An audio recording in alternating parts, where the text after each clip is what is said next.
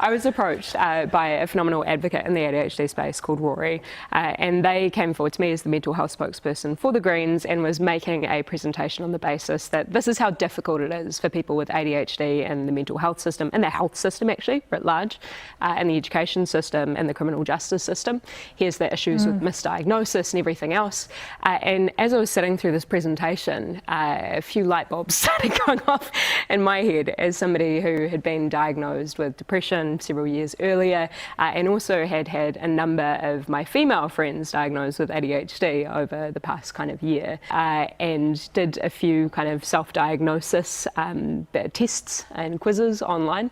which I know, is not in and of itself in any way, shape or form a replacement for clinical diagnosis, but still can help to affirm you in your journey.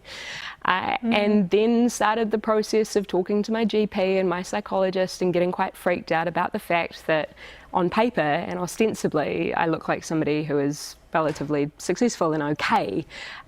And yeah, just started collecting in my notebook the set of facts that I thought could help convince me to get my GP to make that referral to a psychiatrist. So it's been an interesting experience and journey for my friends, my partner and my family as well, for whom there's also been a lot of affirmation for the experiences that they have had in living and working and experiencing life alongside somebody who is experiencing undiagnosed ADHD. So my kind of sense of compulsion to interrupt things when there is a light bulb going off in my head about a contribution that must be made, my kind of hyper focus, the fact that I can become relatively irritable when interrupted in the middle of a task, and obviously also the fact that I really find my sense of enjoyment in spinning a million plates at any given time. So I guess, if you were to come up with a kind of job that was good for that, where you could pursue a lot of your passions and also have somebody help you with your admin, Member of Parliament works all right. Well, I mean, first and foremost, the ability to forgive yourself for things that you were kind of blaming as deficiencies in the way that you operated and who you are. I guess, kind of misdiagnosed with depression. It's also very common for people who don't have that diagnosis to end up, kind of abusing substances and all kinds of things. And I've been relatively open about the fact that as a teenager, for me, that looked like alcohol.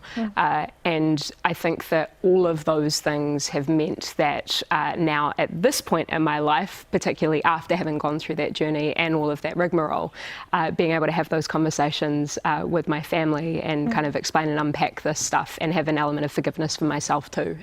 has been incredibly affirming. But to the points just made before about kind of the processes, particularly diagnostically and from a prescription perspective of the experts and professionals inside of our system,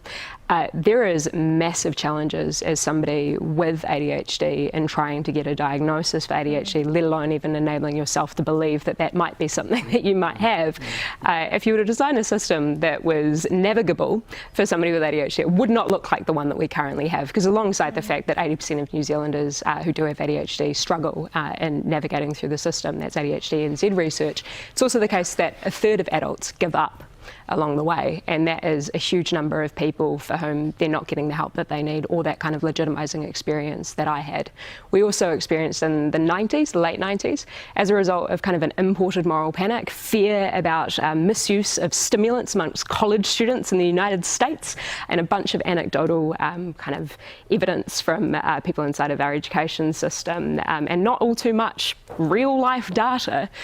There were some unnecessary changes, I think, to our prescription methodologies in Aotearoa, which were born out of moral panic and kind of a war on drugs ethos, as opposed to creating a system that would work better both for patients and for experts. On paper and ostensibly, I look like somebody who is relatively successful and okay. I guess, if you were to come up with a kind of job that was good for that, where you could pursue a lot of your passions and also have somebody help you with your admin, Member of Parliament works all right.